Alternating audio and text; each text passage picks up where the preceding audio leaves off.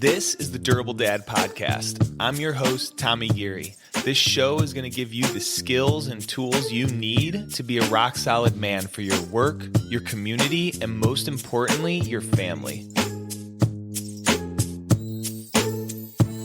All right, what's up? Episode number 87. If you're listening to it when it's released, Merry Christmas Eve. Happy Hanukkah Eve. Hanukkah and Christmas coincide this year, so whatever you're celebrating, whatever holiday it is this season, happy, merry, enjoy. I'm recording on the 17th, so I still got a busy week ahead of me, but hopefully you're listening to this and you got some chill time lined up, probably heading into some holiday parties. And what I want to talk about today are those holiday parties and the interactions we're going to have with our immediate family and also our extended family, friends. And I want to talk about small talk. I'm going to talk about small talk. Those little conversations, little interactions. A lot of the time, I feel like it's surface level and it can drain me. Small talk can be draining. But I was listening to this talk some guy was giving. It was like a quick workshop, and he was talking about the value of small talk. And it kind of got me thinking differently about it. So today's message, hopefully it'll be useful to you guys like it was to me. It's already changed some conversations I've had with not random people, but just acquaintances, not great friends. So the message is don't discount the small talk, right? The small interactions, those matter, and it's where connection is built, and those little everyday conversations are where life is actually happening. And I was listening to a Tim Ferriss podcast a couple days ago, and he was just talking about how if we're only focused on the big moments, on the big successes in life, we're missing 98% of life. And he referenced this Kurt Vonnegut essay where he talks about life happening during the mundane. And I think I've actually read this passage or this essay years and years ago, or I've heard other people reference it before, but pretty much Kurt Vonnegut, he would walk to the post office every day and he would stand in line and he would have these small interactions or just observe what was happening. And his wife would ask him, like, why do you do this? Why do you take the time to go to the post office and stand in line? It's boring. And he said that the boring stuff, the in between the big event stuff is actually what makes life worth living. Then I think about when we lived in Colorado, we lived in this small town called Edwards, and Brenda and I had an office in this little retail residential community area, and we could walk to the grocery store. And I would make my excuse to go to the grocery store a few times during the day to get a cookie or whatever kind of snack to procrastinate what I was really supposed to be doing probably. But what I enjoyed about it was probably the snack, but also since it was such a little town and we knew the people that worked there, 9 times out of 10, I'd run into somebody that I knew. And just the small talk, saying hi, a quick catch up, I always left with a smile on my face, and I would get back and I'd have something to tell Brenda about. And we go through life really fast, really quickly. There's motivation and excitement about being really productive, and that there's some type of accomplishment and feeling proud there. But the other emotions that we're looking for, right? When we move through life, what we are looking for is to feel a certain way. And when we interact with other humans, we feel good.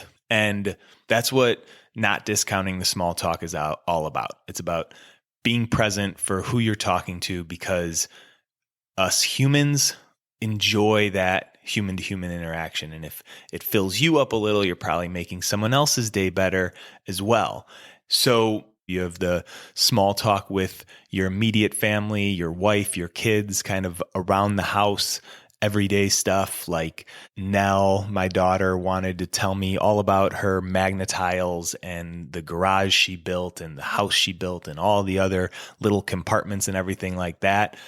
That's small talk, right? We have neighbors in our neighborhood, or we see at the bus stop when Brenda has this thing that she's been doing, I don't know, probably over the last year. I don't know how long, but when she sees someone she knows or a neighbor walking by and they have headphones in, she'll ask them, "What are you listening to?" And it gets a little bit of a conversation going and you get to know that person a little bit better. There's more of a connection there.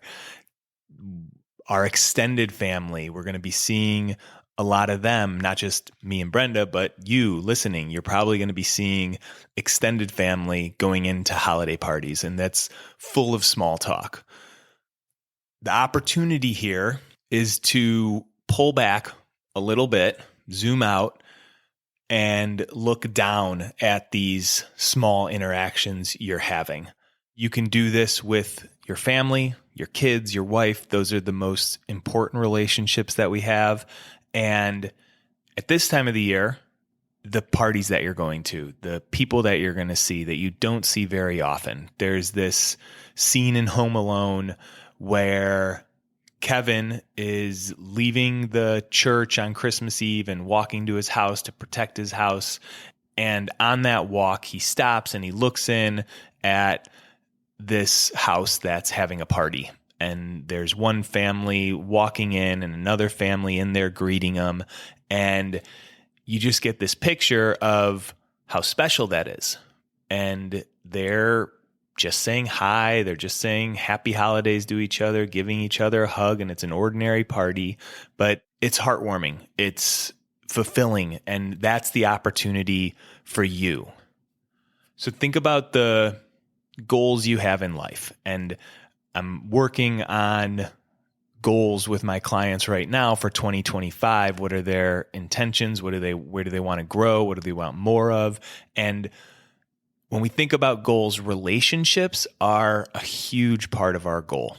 And finding more fulfillment, finding more purpose in life are also big goals that men have. And they're good goals. They're goals we want. And every goal has a bunch of different small steps to get to the big goal. And this small talk, these small interactions are steps towards the bigger relationships that you want. So the first question is, are you really there for these small interactions? Right? When you're at dinner with your family, are you fully there? Are you fully present? Or are you checking your phone? Or are you zoned out, preoccupied about what you have to do after dinner or the work that was left undone in the to-do list that you have?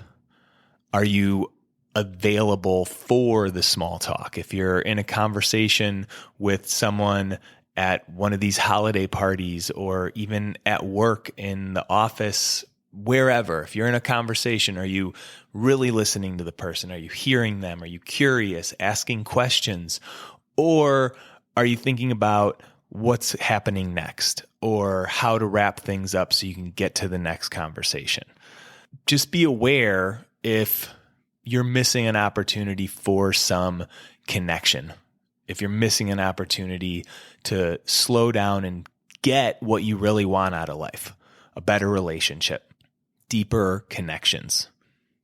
This idea, not discounting the small talk, it has impacted me. It's allowed me to have some different conversations the last couple days, and I hope that it impacts you. I hope that your upcoming get-togethers, you'll be a little more present, think a little bit differently about how you're talking to someone. Because if you listen to someone, if you hear them, if you ask questions, not only will you feel fulfilled, but you'll help that other person feel better, give that other person a little bit of a spark and connection. So small talk, it seems trivial, but it's not. It's actually what brings your relationships even closer, holds us together. Give it a little more appreciation this holiday season, and I hope you have a happy, awesome holiday. I'll catch you next time. All right, before you take off, what is your big challenge for 2026? If you haven't decided yet, check out the next Grand Canyon trip, a 16-mile hike from the top of the canyon down to the Colorado River and back up. This is the kind of challenge that's going to push you into a higher gear.